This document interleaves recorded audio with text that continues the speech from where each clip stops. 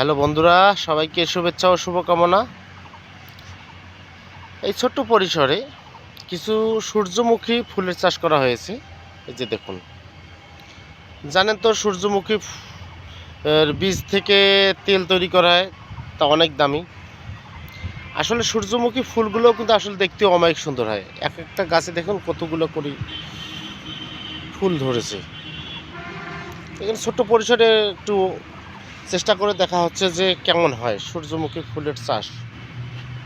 এটা থেকে তেল বাইর করে দেখুন, এইখান থেকে বীজ হবে, এই বীজ থেকে কিন্তু তেলটা বাইর করা হবে।